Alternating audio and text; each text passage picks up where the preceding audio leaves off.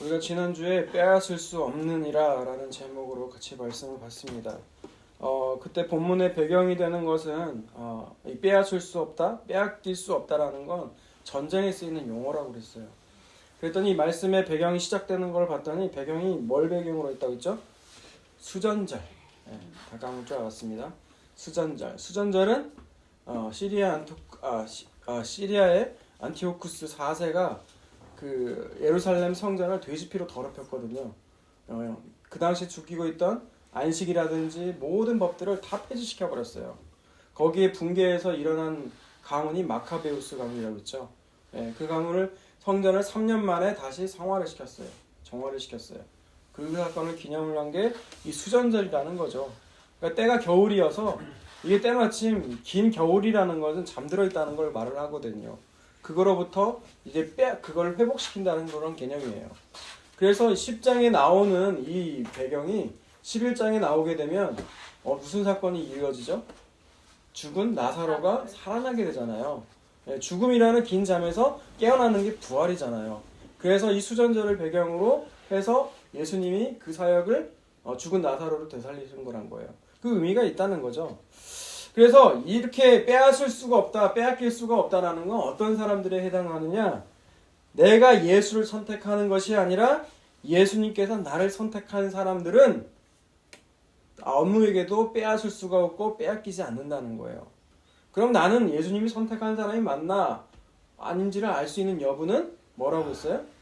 계산해보라는 거예요. 계산해보라는 거. 계산해보라는 거죠. 어떤 걸 계산을 해보냐? 이게 예수님 따라가는 게 내게 이익이 되는지 손해가 되는지 계산을 해보라는 거예요. 망대를 지을 때 그 예산을 짜고 계획한다고 하잖아요. 그리고 전쟁을 치를 것인지 안 치를 것인지 내 아군의 숫자와 적군의 숫자를 비교해보라는 거예요. 그 말씀대로 비교를 해봐도 또 예수님 따라가는 것이 좋겠구나 라고 따라가는 사람이 있냐는 거죠. 그 예를 덧붙이기 위해서 예수님 뭐라고 그랬어요? 예수님을 따라오겠다고 하는 사람들 향해서 예수님이 그랬잖아요. 야, 여우도 굴이 있고 새우도 돌아갈 집이 있어. 그런데 나는 내 머리 둘 곳도 없다고. 그 말이 뭐예요? 네가 원하는 거 난 들어줄 그것도 아니고 네가 따라온다고 해도 네 마음 가운데 바라는 것들은 이루어지지 않을 거야. 예수님의 대답이 그런 거거든요. 그러니까 예수님의 대답 앞에 정말 내가 선택해서 아무도 예수님을 선택해서 따라갈 자가 없다라는 거예요. 예수님이 나를 선택하셨다는 거죠. 그런 자만이 아무에게도 빼앗을 수 없고 아무에게도 빼앗기지 않는다는 거예요. 자, 이제 오늘 본문은 이제 죽은 나사로를 살리고 나서 그 이후에 벌어진 일들인데요. 먼저 12장 1절과 2절을 여러분이 읽도록 합니다. 시작. 유월절 엿새 전에 예수께서 베다니에 이르시니 이곳은 예수께서 죽은 자 가운데서 살리신 나사로가 있는 곳이라. 거기서 예수를 위하여 잔치할세 마르다는 일을 하고 나사로는 예수와 함께 앉은 자 중에 있더라. 때가 언제라고 했어요? 유월절이 오기 전 엿새 전이라는 거예요. 이 유월절이란 마지막 유월절, 예수님께서 이 땅에서 보내는 마지막 유월절, 잡히시기 전 6개월 전의 이야기라는 거예요. 그러니까 이걸 얘기하는 이유가 있겠죠. 이 때를 얘기한 이유가 있을 거란 말이에요. 장소는 어디예요? 나사로를 살리신 바로 베다니 마을이라는 거예요. 이렇게 성경에서 때와 장소를 일부러 말하는 경우에는 본문이 말하고자 하는 바가 있다는 거예요. 그 본문이 말하고자 하는 바가. 이 장소에 대해서 구체적으로 참고로요. 요한복음은 베다니 마을이라고 기록되어 있지만 다른 복음서 마태복음이나 마가복음, 누가복음 같은 본문을 다루고 있는 평행 본문에서는 다 장소를 명확하게 얘기하고 있거든요. 먼저 우리가 마태복음 26장 6절에서 13절 말씀을 볼게요. 읽습니다. 시작. 예수께서 베다니 나병 환자 시몬의 집에 있으실 때에 한 여자가 매우 귀한 향유한 옥합을 가지고 나와서 식사하시는 예수의 머리에 부으니 제자들이 보고 분개하여 이르되 무슨 의도로 이것을 허비하느냐 이것을 비싼 값에 팔아 가난한 자들에게 줄 수 없겠다 하거늘 예수께서 하시고 그들에게 이르시되 너희가 어찌하여 이 여자를 괴롭게 하느냐 그가 내게 좋은 일을 하였거니와 가난한 자들은 항상 너희와 함께 있거니와 나는 항상 함께 있지 아니하리라. 이 여자가 내 몸에 이 향유를 부은 것은 내 장례를 위하여 함이라. 내가 진실로 너희에게 이르노니 온 천하에 복음이 처음 전파되는 곳에서는 이 여자가 행한 일도 말하여 그를 기억하리라 하니라. 아멘. 어디라고 나와 있어요? 나병 환자 시몬의 집이라고 나와 있죠. 예.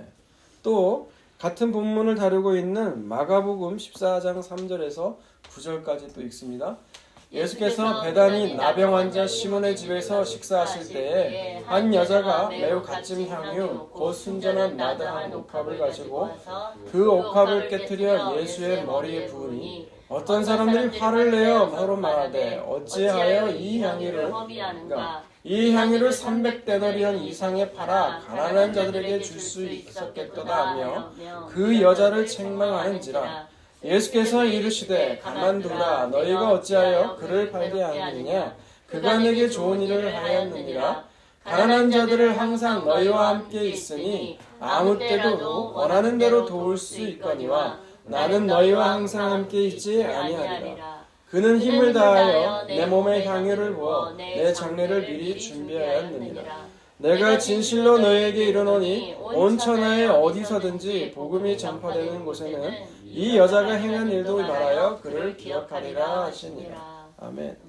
우리가 지금 요한복음도 읽어봤고 요한복음에 오늘 본문에 똑같이 나오는 마태복음이나 마가복음을 다 읽어봤어요. 거의 차이가 없을 거예요. 거의 차이가 없을 거예요. 네, 마태복음과 마가복음에서는 이 지금 베다니 마을 중에서도 나병 환자 시몬의 집에 초청을 받아서 갔다고 얘기를 나오고 있어요. 근데 전혀 다른 본문 같지만 이것도 비슷한 본문인데요. 누가복음 7장을 보세요. 누가복음 7장 36절에서 50절까지 읽습니다. 시작.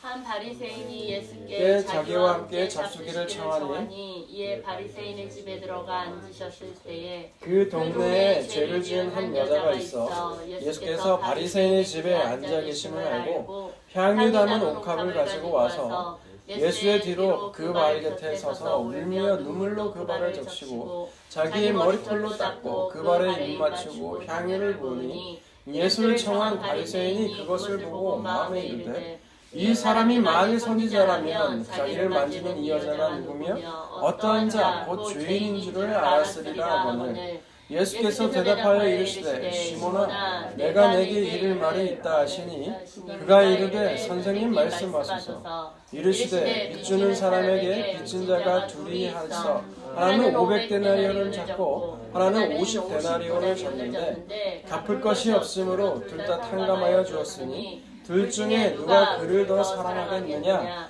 시몬이 대답하여 이르되 내 생각에는 많이 탕감을 받는 자입니다. 이르시되 내 판단이 옳다 하시고 그 여자를 돌이켜 시몬에게 이르시되 이 여자를 보느냐. 내가 네 집에 들어올 때는 너는 내게 발 씻을 물도 주지 아니하였으되 이 여자는 눈물로 내 발을 적시고 네 머리털로 닦았으며 너는 내게 입 맞추지 아니하였으되 그는 내가 들어올 때로부터 내 발에 입 맞추기를 그치지 아니하였으며 너는 내 머리에 감람유도 붓지 아니하였으되 그는 향유를 내 발에 부었느니라. 이러므로 내가 내게 말하노니 그의 많은 죄가 사하여졌도다. 이는 그의 사랑함이 많음이라. 사함을 받은 일이 적은 자는 적게 사랑하느니라. 이에 여자에게 이르되 내 죄 사함을 받았느니라 하시니 함께 앉아 있는 자들이 속으로 말하되 이가 그가 누구게 죄도 사하신가 하더라. 예수께서 여자에게 이르시되 내 믿음이 너를 구원하였으니 평안히 가라 하시니라. 아멘. 우리가 지금 마태복음도 읽었고 마가복음도 읽었고 누가복음도 읽었어요. 마지막으로. 그죠? 여러분 마지막으로 읽은 이 누가복음은 오늘 본문과 다른 얘기를 하는 걸까요? 똑같은 비슷한 얘기를 전하는 걸까요? 학자마다 이것을 다르다고 생각해요. 누가복음을. 왜? 향유 옥합을 부은 장면은 똑같은데 이 누가복음의 위치는 어디냐? 마지막 잡히시기 전 마지막 6월절 예수님의 사역으로 하면 후기면은 끝에 기록돼야 되는데 이게 누가복음이 7장 초기에 기록돼 있거든요. 그래서 이거를 누가복음 이 예수님의 그 향유 옥합을 깨뜨려 가지고 부은이 이야기하고는 이게 전혀 다른 얘기다라고 주장하는 학자도 있어요. 근데 저는 이 이야기가요 같은 이야기라고 생각이 돼요. 왜냐하면 예수님이 그 죽으심을 근거로 해서 그 결국 마태복음, 뭐 마가복음, 요한복음도요. 결국 죄사함, 죄 용서함을 받는 이야기거든요. 이 본문을 통해서. 근데 누가복음 또한 그 얘기를 하고 있다는 거예요. 그래서 저는 누가복음의 이 본문도 같은 본문으로 다뤄줘야 된다고 저는 생각하는 바예요. 그래서 우리는 이 누가복음 오늘 이 7장에서 36절에서 50절이요. 오늘 본문의 다시 핵심이라고도 할 수가 있어요. 예, 오늘 본문에 등장하는 인물이 누구누구인 것 같아요. 보니까 예수님이 등장하시고 그리고 발을 닦는 마리아도 나오고요. 그리고 이에 대비돼서 또 가룟 유다의 모습도 나오게 되죠. 우리는 지금 이 세 인물을 보면서 중심으로 예수님을 중심으로 마리아와 가룟 유다, 사실 가룟 유다로 대표되지만 다른 제자들도 똑같은 태도였거든요. 우리가 아까 마태복음, 마가복음 읽을 때 예수님 발 앞에 그 향유를 부을 때 가룟 유다만 분노한 게 아니에요. 짜증낸 게 아니에요. 다른 제자들 주변에 있던 사람들도 미친 짓이라고 한 거였거든요. 그래서 그 마리아와 대비되는 인물들을 중심으로 우리가 말씀 한번 보려고 그래요. 먼저 오늘 본문 3절을 보세요. 3절 한번 읽어볼까요? 시작. 마리아는 지극히 비싼 향유 순자는 나드랑 끈을 가져다가 예수의 발에 붓고 자기 머리털로 그의 발을 닦으니 향유 냄새가 집에 가득하더라. 네, 이제 마리아가 등장하는데 마리아가 어떻게 했어요? 예수님 발 아래 엎드려서 자기의 그 머리카락으로 향유를 붓고, 머리카락에 향유를 붓는 건 아니죠. 자기 발에 예수님 향유를 붓고 머리털로 닦았어요. 그 발을 닦았어요. 그러자 냄새가 온 집안에 가득했다고 나와 있죠. 근데 이 향유, 참고로 이 향유 가격이 얼마라고요? 5절에 보니까 300데나리온이래요. 여러분, 한 데나리온이 그 당시 이스라엘 사람들이 노동자가 하루 일한 대가래요. 오늘날 노동자들, 그러니까 뭐 건설 쪽 노동 하시는 분들 보니까 하루에 이제 10만 원이 넘어가더라고요. 약 10만 원으로 잡아보면 이 향유 값이 얼마라는 거예요? 3천만 원짜리라는 거예요. 3천만 원. 네, 큰 돈이죠. 이 3천만 원의 가격의 향유를 그냥 아끼지 않고 깨 부순 거예요. 붓고 머리카락 닦았대요. 근데 여러분 참고로 그 여자의 그 긴 머리카락은요. 고린도전서 11장 15절에 보면 여자에게는 영광이라고 나와 있거든요. 긴 머리카락이 여자에게 영광이래요. 그래서 여자의 머리를 미는 건 반대로 수치라는 거예요. 수치. 근데 이 여자의 그 긴 머리카락으로 예수님 발 아래를 닦았다는 건 여러분 무슨 의미일까요? 영광. 사람의 영광이라고 하는 것이 예수님 발 아래 있다라는 거예요. 근데 이걸 지금 누가 알고 있다는 거예요? 마리아가. 이 마리아가 그 사실을 알고 있었다는 거예요. 그러니까 이 마리아는 자기가 어떤 존재인지 예수님 앞에 자기가 얼마나 죄인인지를 알았다는 거예요. 그렇게 그 자기의 머리카락으로 예수님의 발을 그렇게 정성스럽게 닦았다는 거죠. 그런데 이와 대비되는 한 인물이 또 있는데 그 사람은 누구예요? 이 집을 초청한 사람이에요. 이 지금 나와 있는 나병 환자 시몬이라기도 하고 그 누가복음 표현으로 하면은 초청한 바리새인 그 사람이에요. 누가복음 본문을 볼까요? 네, 누가복음 본문 시몬을 볼게요. 이 마리아와 대비되는 인물이 시몬이라는 인물인데 이 시몬에 대해서 한번 짚고 넘어가자고요. 7장 36절에서 38절을 보면 한 바리새인 예수께서 자기와 함께 잡수식을 자기가 먼저 청해요. 그리고 들어가 앉으셨을 때 한 여자가 등장하죠. 37절에. 그죠? 이 죄 지은 여자가 그 집에 그 바리새인 그 시몬의 집에 앉아 계심을 알고 향유 담은 옥합을 갖고 와요. 그리고 똑같아요. 그 발 곁에 서서 울면서 눈물로 그 발을 적시고 닦고 발에 입 맞추고 향유를 부어요. 여러분 왜 이 여자가 울며 눈물로 닦고 머리털로 닦고 그 발에 입 맞출까요? 왜 울까요? 어? 눈이 매워서 그래요? 초등학생 때. 이 여자는 자기의 죄를 알아요. 자기의 죄가 얼마나 큰지를 알아요. 얼마나 큰지를 알기 때문에 그 용서하시는 예수님 발 앞에 쉴 새 없이 머리털로 닦고 발에 입 맞췄다는 거예요. 그 비싸다는 향유 깨트린다는 거예요. 이 부분은 우리는 나중에 자세히 볼 거예요. 그런데 시몬이 39절에 보니까 뭐라고 해요? 청한 바리새인이 그것을 보고 마음에 이르되 이 사람이 만일 선지자라면 자기를 만지시는 여자가 누구며 어떠한 자 곧 죄인인 줄을 알았으리라. 초청한 사람은 뭐라는 거예요? 그 모습을 보고 감격하고 감동하는 것이 아니라 정죄한다는 거예요. 이 예수라고 하는 자가 진짜 선지자고 메시아라면 저 여인이 누군지 알았을 텐데. 그 여인이 누구예요? 죄 지은 여인. 동네에 죄를 지어서 하도 죄 지은 여인이라고 안만한 여인이라는 거예요. 당신이 선지자라면 그 여인이 누군지 알면 만지지도 않았겠다는 거죠. 왜? 만지면 어떻게 돼요? 그 여인이 갖고 있는 부정함이 만지는 사람에게로 흘러가는 거거든요. 여러분 레위기서 우리 정결법 봤잖아요. 기억이 안 나시는구나. 있어요. 부정한 사람이 물건을 닿는 곳마다 다 부정해지는 거예요. 부정함이 전염이 되는 거거든요. 예수님도 그 여자의 부정함이 예수님께 가는 거예요. 그런데 예수님은 그 부정함을 담당하시는 거거든요. 그래서 우리가 깨끗해지는 거예요. 우리가 깨끗한 비결은 예수님께서 우리를 만지셨기 때문에, 우리를 터치하셨기 때문에, 그 부정함을 담당하셨기 때문에 그렇다는 거예요. 그런데 그 자의 속마음을 아시고, 이 시몬의 속마음을 아시고 예수님이 뭐라고 말씀하시는지 40절에서 43절 읽습니다. 시작. 예수께서 대답하여 이르시되 시몬아 내가 내게 이를 말이 있다 하시니 그가 이르되 선생님 말씀하소서. 이르시되 빚주는 사람에게 빚진 자가 둘이 있어 하나는 500데나리온을 줬고 하나는 50데나리온을 줬는데 그 갚을 것이 없으므로 둘 다 탕감하여 주었으니 둘 중에 누가 그를 더 사랑하겠느냐. 시몬이 대답하여 이르시되 내 생각에는 많이 탕감을 받은 자가 이르시되 내 판단이 옳도다 하시고. 아멘.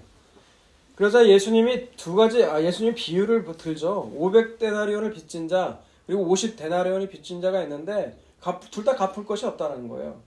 갚을 능력이 없다는 거죠. 그래서 빚을 내어준 자가 빚 안 갚아도 된다라고 선포한 거예요. 그럼 둘 중에 누가 더 감사한 마음이 큰 게냐는 거죠. 누가 더 사랑하겠냐는 거죠. 누가 더 사랑하겠어요? 큰 빚을 지면 질수록 그 사람을 더 빚을 안 갚아도 된 자를 더 사랑하겠다는 거예요. 똑같다라는 거예요. 그래서 44절 뭐라고 그래요? 그래서 뭐라고 말을 해요? 43절에 많이 탕감을 받은 자, 그 많이 탕감을 받는 자, 많이 용서함을 받는 자가 더 주님을 사랑하겠다는 거죠.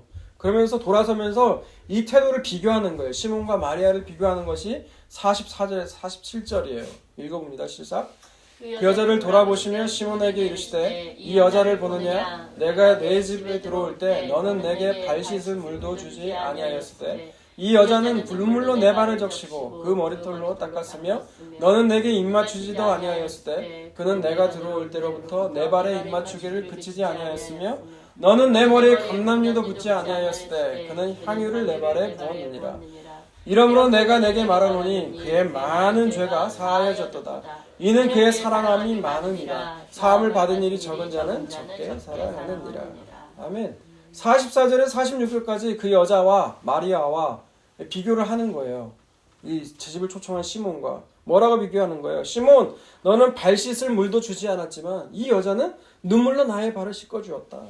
시몬, 너는 나를 입맞추지도 않았지만 입맞춘다는 건 환대한다는 거예요. 당신을 환영합니다라는 뜻이에요. 나를 환대하지도 않았지만 이 여인은 들어올 때부터 내 발에 입맞추기를 그치지 않았다. 그리고 또 뭐예요? 이 여인은 너는 내 머리에 감람유, 지금 말하면 올리브유거든요. 올리브유도 붓지도 않았지만 그런데 이 여인은 그 비싼 향유를 깨트려서 내 발에 부으기까지 했다는 거예요. 그러시면서 하시는 말씀이 뭐예요? 많이 죄사함을 받은 자가 더 사랑한다는 거예요. 마리아는 자기가 죄사함, 죄 용서 받은 것이 얼마나 큰 것인지를 알았다는 거예요. 그렇기 때문에 그 3천만 원이 넘어가는 비싼 향유를 예수님 발 아래 깨트려 버리는 것이 하나도 아깝지가 않았다는 거예요. 자기가 죄 용서 받은 게 얼마나 기쁘고 좋았는지 자기 여자에게 영광이 된다는 그 긴 머리카락으로 예수님 발을 닦았다는 거예요. 그런데 지금 이 마리아가 예수님 발 아래 향유를 깨트리는 일이 여러분 언제 일어났다고요? 오늘 본문 1절에 6월절 예수님 잡히기 전 6일 전에 일어났다는 거예요. 6일 전. 여러분 이렇게 말하는 건 예수님 발 아래 향유를 깨뜨리는 것이요. 뭐라는 거예요?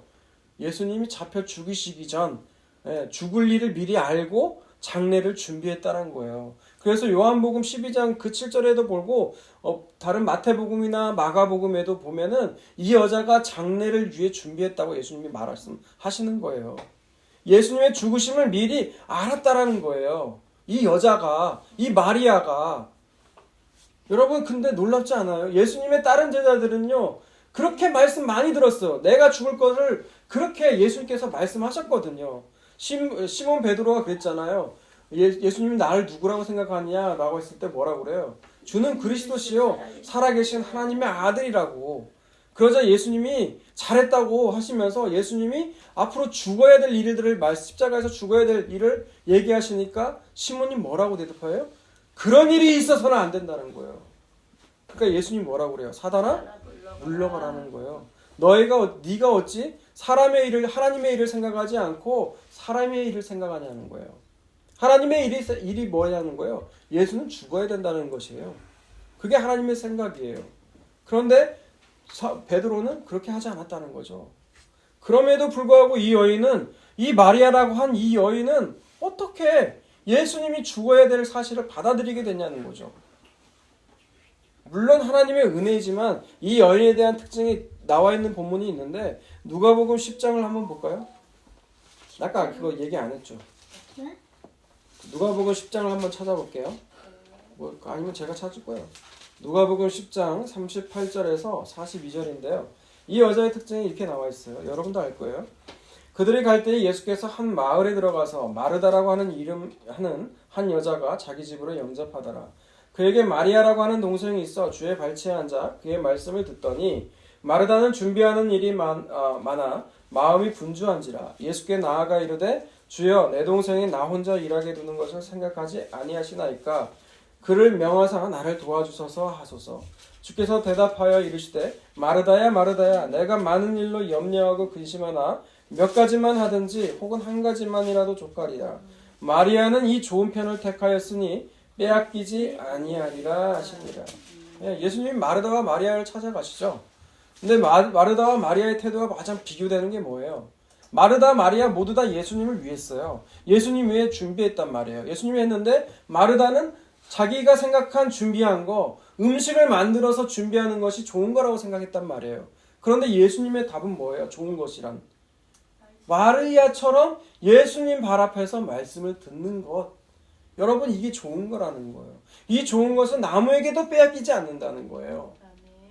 네, 여러분 마리아는 그래서 이 말씀을 들으면서 아마 그런 생각, 예수님 말씀을 들으면서 예수님 말씀 중에 그 말씀 나와 있잖아요. 자기가 왜 죽어야 되는 것인지 그리고 또 그 의미가 어떤 것인지를 아마 잘 들었을 거예요. 그리고 사흘 만에 살아나는 이야기도 들었을 거라는 거예요. 이건 제 생각이에요. 네. 그러면서 또 마리아는 또 어떤 사건을 경험하게 돼요? 요한복음 11장에서 자기 오빠가 살아난 걸 보잖아요. 이제 눈으로. 아마 그러면서 그렇기 때문에 그 예수님이 죽는다는 것이 무엇인지를 알았다는 거예요. 예수님이 죽는 건 내 죄 때문에 자기가 지은 죄 때문에 죽는 것인지를 알았다는 거예요. 예수님이 십자가에서 그렇게 처참하게 죽어야 된다는 것이 나 때문인 줄 알았다는 거예요. 우리 죄 때문인 줄 알았다는 거예요.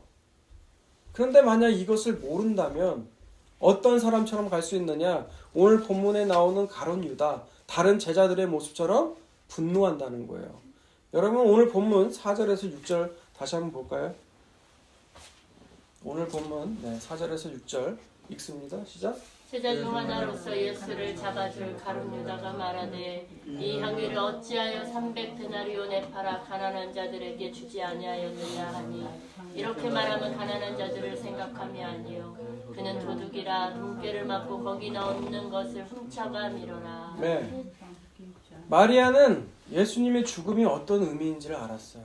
나의 죄를 용서하시는 대신 죽으심을 알았단 말이에요. 그런데 이걸 몰랐던 가룟 유다는 그리고 다른 제자들은 어떻게 반응해요? 어떻게 저 비싼 것을 팔아서 가난한 자를 돕겠냐, 도울 생각을 안 하냐는 거죠.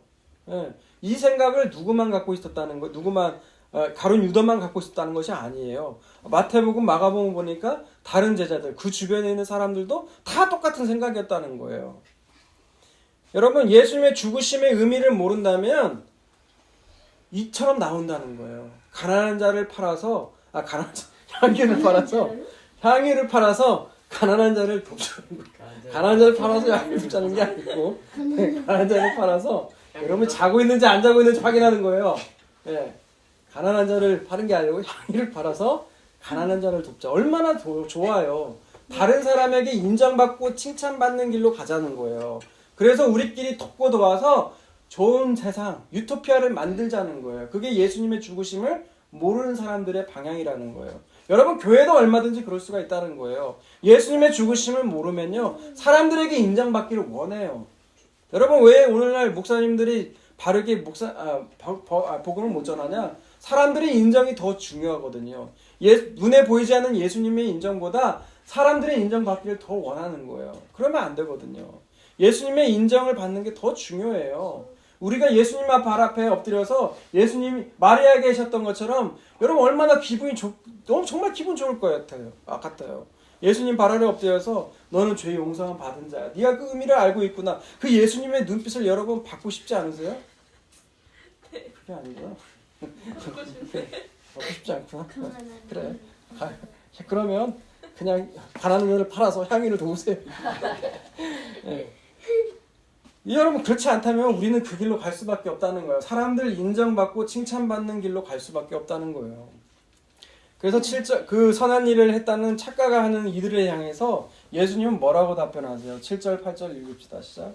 예수께서 이르시되 그를 가만두어 나의 장래할 날을 위하여 그것을 간직하게 하라. 가난한 자들은 항상 너희와 함께 있거니와 나는 항상 있지 아니하리라 하시니라. 네. 예수님 뭐라고 말씀하세요? 가난한 자들은 항상 너희와 함께 있다는 거예요. 그러면 너희가 도와주면 된다는 거죠. 하지만 나는 항상 너희와 함께 있지 않다는 거예요. 뭐 주님 끝나는 날까지 우리와 함께 있죠. 지금 항상 함께 있지 않다는 것은 지금 십자가의 때가 가까이 오고 있다는 거예요. 네, 그 십자가의 때 죽을 때가 가까이 오고 있다는 거예요. 그래서 마태복음, 마가복음에서는 이 여자, 이 마리아가 좋은 일을 해가고 있다는 거고 나와 있거든요. 좋은 일이 뭐예요? 나의 장래를 준비하는 거. 그 예수님의 죄사함에 그 죄사하시기 위해서 죽는다는 사실을 좋은 일이라는 거예요. 그래서 복음이 전해지는 곳마다 이 여인이 행한 일, 향유를 깨트려서 내 발에 붓는 그 머리카락 닦는 장례를 준비하는 일 같이 전하라는 거예요. 그래서 여러분 마리아는요 예수님이 그 죄사하신다는 거는 예수님이 죽어야만 된다는 것 그 길 외에는 다른 길이 없다는 것을 마리아는 알았다는 거예요. 다른 제자들은 몰랐어요. 근데 마리아는 알았다는 거예요. 그런데 이것을 모르면 우리는 어떻게 간다는 거예요? 가룟 유다 다른 제자들처럼 사람들에게 칭찬받고 인정받고 이런 길로 나아간다는 거예요. 그러니까 그 사람들이 보기에는 마리아가 어떻게 보여요? 어리석어 보이는 거예요. 어리석어 보이는 거. 네, 십자가가 이방인들 유대인들, 이방인들에게 어떻게 보여요? 어리석고 꺼림칙한 걸로 보이잖아요. 예수 그리스도의 십자가가. 바로 그렇다는 거예요. 가룟 유다처럼 돈과 힘으로 우리가 인정받고 한번 좋은 일 해보자는 거죠. 사람 살기 좋은 세상으로 한번 만들자는 거예요. 그런데 예수님이 그 마음을 몰라주고 그런 기대에 안 쫓아가니까 가룟 유다, 다른 제자들 다 어떻게 해요? 예수님 배신하잖아요. 예수님 팔아넘기잖아요. 가룟 유다는. 그런데 예수님은요 자기의 죽으심으로 모든 일을 다 이루셨어요. 원래 우리가 그 십자가에서 예수님처럼 끔찍하게 고문당하고 죽음 당해야 되는 거예요. 버림받아야 되는 거예요. 하나님의 진노와 저주를 다 그 자리에서 받아야 되는 게 누구예요? 우리예요. 우리. 그런데 이 모두를 누가 대신 담당하셨다는 거예요? 예수님이. 그런데 오늘날 우리는요 이렇게 예수님이 죽는 거 실패라고 생각을 한다는 거예요. 예수님이 십자가에 죽으신 거 예수님이 하셨지. 근데 나는 뭘 해야 돼? 나는 누려야 돼. 그리고 우리는 성공하지 않으면 그거는 실패한 거라고 생각해요. 간증 들어보세요. 간증 대부분이 고진감래식이에요. 내가 어려울 때 참고 극복하고 했더니 하나님이 이렇게 다 이루게 하셨더라. 그런 식이에요. 다 간증들이. 근데 성경에 나오는 믿음의 사람들의 간증을 들어보세요. 스데반 집사님은 어떻게 됐어요? 돌로 맞아 죽었어요. 여기에 어디 무슨 성공이 나오고 어디 하나님 갚으심의 이야기가 어디가 나와 있어요? 거지 나사로가 부자 된 이야기 아니에요. 거지 나사로는 그렇게 힘들게 살다가 죽었어요. 성경은 그런 식이라는 거예요. 그런 채로 나와 있음에도 불구하고 이들을 통해서 하나님 나라가 무엇인지를 증거하고 있다는 거예요. 오늘 결론을 봅시다. 빌립보서 3장 봅니다. 빌립보서 3장 7절부터 봅시다. 7절에서 일단 7절과 8절 읽어볼게요. 시작. 그러나 무엇이든지 내게 유익한 것을 내가 그리스도를 위하여 다 해로 여길 뿐더러 또한 모든 것을 해로 여김은 내 주 그리스도 예수를 아는 지식이 가장 고상하기 때문이라. 내가 그를 위하여 모든 것을 잃어버리고 배설물로 여기는 그리스도를 얻고. 아멘. 그 안에서 7절과 8절만 먼저 읽어볼게요. 네, 아니요, 7절. 그로 믿음으로 말미암은 것이니 그 믿음으로 하나님께로부터 오늘 왜 그랬을까요? 네, 7절과 8절만 읽자고 했어요? 아, 그렇구나. 네, 7절과 8절을 읽으면 뭐라고요? 우리는 내가 가진 것 무언가를 만들려고 하지만 바울은 그 모든 것이 배설물이래요. 자기가 예수 믿기 전에 이것이 최고라고 생각을 했어요. 그런데 내가 그 최고라고 쌓아온 모든 것들이 뭐라는 거예요? 배설물, 똥이라는 거예요. 똥. 네. 자기 능력이 그래서 자기 은하, 자기 능력이 도움될 줄 알았다고 생각했는데 그게 똥이라는 거예요. 똥. 그럼 뭐가 가장 귀하다는 거예요? 9절에서 11절 읽습니다. 시작. 그 안에서 발견되려 함이니 내가 가진 의는 율법에서 난 것이 아니요 오직 그리스도를 믿음으로 말미암은 것이니 곧 믿음으로 하나님께로부터 난 의라. 내가 그리스도와 그 부활의 권능과 그 고난에 참여함을 알고자 하여 그의 죽으심을 본받아 어떻게 해서든지 죽은 자 가운데서 부활에 이르려 하노니. 네, 아멘.